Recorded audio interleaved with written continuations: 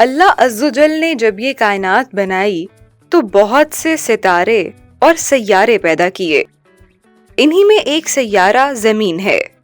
زمین نامی اس سیارے کو قدرت نے بہت سے خوبصورت تحائف سے نوازا، جن میں پہاڑ، سمندر، دریا، آبشاریں اور سبزہ شامل تھا۔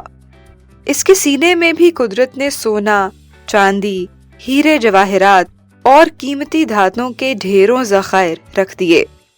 زمین اپنی خوبصورتی پہ بہت نازا رہتی اور اللہ کا شکر ادا کیا کرتی کہ اسے زیب و زینت کے لیے بیش بہا چیزیں ملی ہیں۔ بادل کبھی کبھی اٹکھیلیاں کرتے اور بارش کی پھوار سے زمین کو گیلا کر دیتے تو زمین ہنستی اور جوابی تحفے کے طور پہ رنگ برنگے خوشنما پھول اگاتی۔ دن یوں ہی ہنسی خوشی گزر رہے تھے کہ ایک دن آسمان سے پیغام آیا کہ زمین پہ رہنے کے لیے انسان آ رہے ہیں۔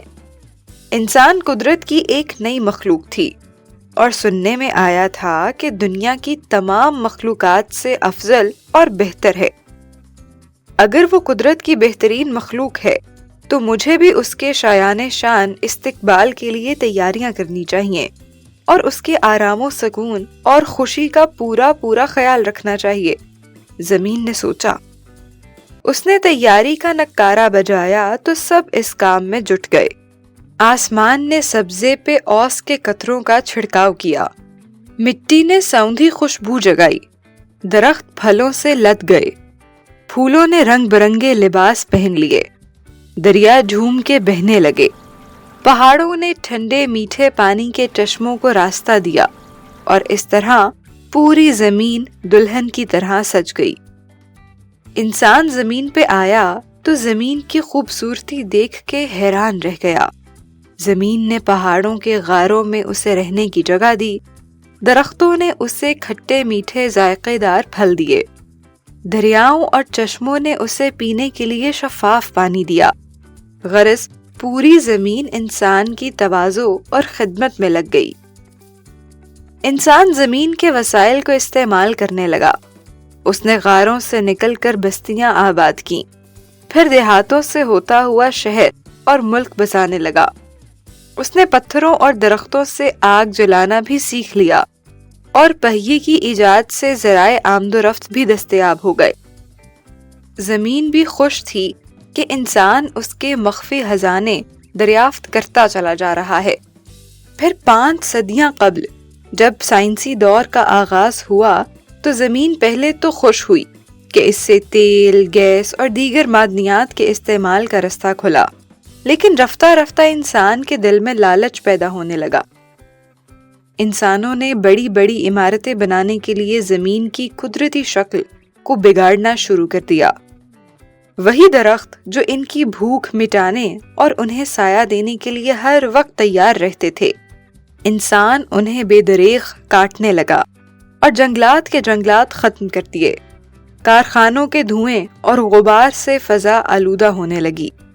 بادلوں نے آ کر شکایت کی کہ وہ بارش کو بحفاظت زمین تک نہیں بھیج پاتے۔ دھوئیں اور گرد و غبار نے ان کا راستہ جگہ جگہ سے روکا ہوا ہے۔ دریا کو شرمندگی تھی کہ وہ اپنی مچھلیوں اور دوسری آبی مخلوق کو صاف ستھرا ماحول نہیں دے پا رہا۔ انسان اس کے صاف شفاف پانی کو بدبودار تیل اور کچرے سے گندا کرنے لگا ہے۔ پودے پریشان تھے کہ باہر کا ماحول اتنا خراب ہو چکا ہے کہ بیج ڈر کے مارے ہمیں زمین سے باہر نہیں آنے دیتے۔ زمین کے کنبے کے سبھی افراد شکایتوں کا ایک انبار لیے موجود تھے۔ زمین نے حیرت سے انسان کو دیکھا۔ کیا یہ وہی انسان ہے جس کی وہ اتنی دیر سے مہمان نوازی کرتی آ رہی ہے؟ یہ اپنے میزبانوں کے ساتھ یوں احسان فراموشی کیسے کر سکتا ہے؟ زمین نے کنبے کے تمام افراد کی پریشانیاں سنی اور انہیں تسلی دی کہ وہ جلد ہی انسانوں سے بات کرے گا۔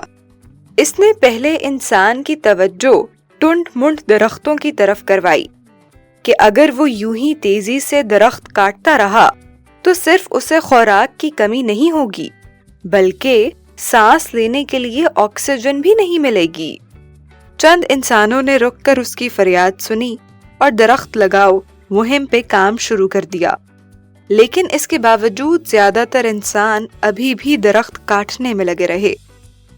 کچھ وقت کے بعد زمین نے پانی کا مقدمہ پیش کیا کہ اگر پانی کا یوں ہی بے دریغ خرچ کرتے رہے اور ندیوں، چشموں اور دریاؤں کو میلا کرتے رہے تو نقصان صرف آبی مخلوق کو نہیں ہوگا بلکہ انسان بھی پینے کے پانی سے محروم ہو جائیں گے۔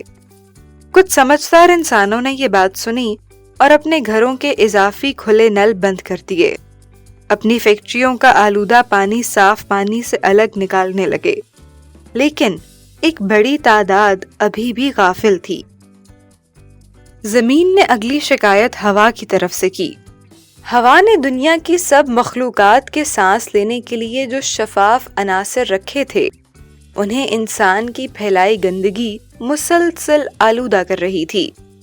کچھ مخلص انسانوں نے اپنی میزبان کی بات توجہ سے سنی اور کارخانوں کو آبادیوں سے دور لگانا شروع کر دیا۔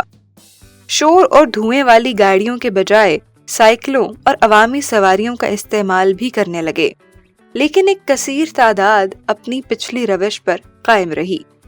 انسان کو دنیا میں آئے ایک طویل زمانہ گزر چکا ہے۔ زمین نے اس عرصے میں اپنے کنبے کے افراد کی طرف سے کئی شکایتیں کی، کئی بار احتجاج کیا، لیکن ابھی تک زمین کی فریاد پہ سب انسانوں نے توجہ نہیں دی۔ وہ ہر سال اپنا مقدمہ لیے اشرف المخلوقات کی عدالت میں آتی ہے، لیکن مایوس لوٹتی ہے۔